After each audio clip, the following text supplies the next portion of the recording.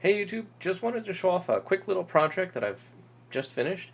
This is a 3D printed monitor stand for a SmallRig monitor cage.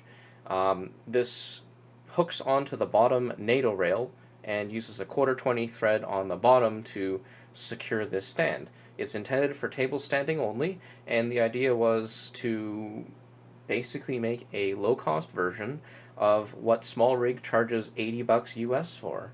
Um, I don't need to put this on a C stand or a light stand because I want this on a table. There might be times where I'm helping host large charity event live streams and I want just an extra witness monitor. For whatever reason, it is glitching out like crazy right now. I literally have tried to film this about 20 times, and every time I start, it glitches out, and when I stop, it doesn't glitch out. So it's a little inexplicable, but either way, let's get right into this. Hooks onto the NATO rail from only one side, so it's kind of flexible to different size monitors. Has two little fold-out feet that I'll show later. Once the thread lock on these actually fully sets, then these should just open and close based on friction alone. 3D printed finish, my printer's a little bit out of calibration, so I just sanded it down lightly, but otherwise unfinished. With batteries, this monitor is pretty darn stable. It doesn't want to lean back, with a pair of NPF batteries on the back. This actually is quite heavy. But even without the batteries, you would have like a D-tap dummy battery or other power supply to this monitor. You would want to just have this thing rock solid stable. So it's a really quick and easy stand. Let's dive right into how this thing's put together. So to start out, I designed a 3D model of the SmallRig monitor cage. Now I didn't redesign the entire cage in CAD, I just modeled the geometry where I would be interfacing with the monitor cage. After I had the model designed, I started to mock up the geometry of the part itself. There you can see the geometry to grip the back as well as the front rail and those two fold-out feet on the sides. And playing around here with the joints a little bit just to get a feel for how it would perform.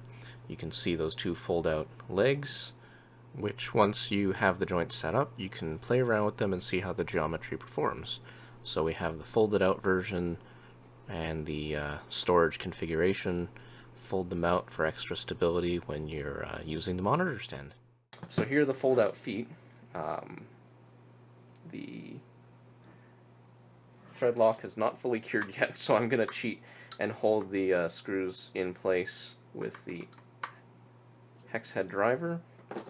But other than that, there's 1/4 20 thread here in the base and 1/4 20 thread in the back here as well to help secure this particular cage.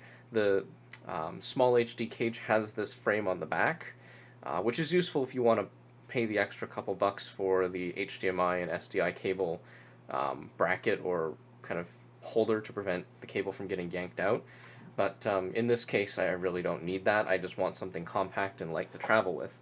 Either way, you may not use this thread if you have a different style monitor, regardless of which the NATO rail on the bottom and the dimensions and the position of the 1/4 20 should, in theory, be the same between all of their different types of monitor cages. So to attach it, again, it's super simple. Hooks onto the bottom. You line up the center 1/4 20. And I'm using 1/4 inch, I think 3/8 long bolts or machine screws. You'll want to make sure that your particular thread length is not too long. Like if you were to try and use this on the side, you would clearly damage the monitor because this is too long for this particular set of threads. But the bottom and the rear threads are just fine. So just to attach this to the rear side, same thing.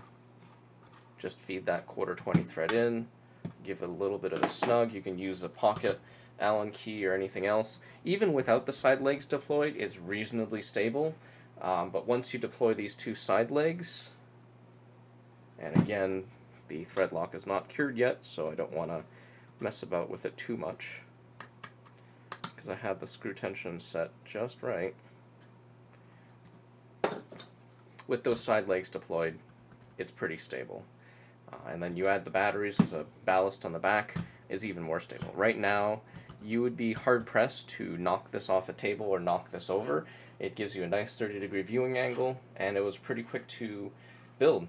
Just print this part with the layers oriented this way, put 2 heat set inserts, use 2 M3 countersunk screws to attach the 2 little side feet, and that's it.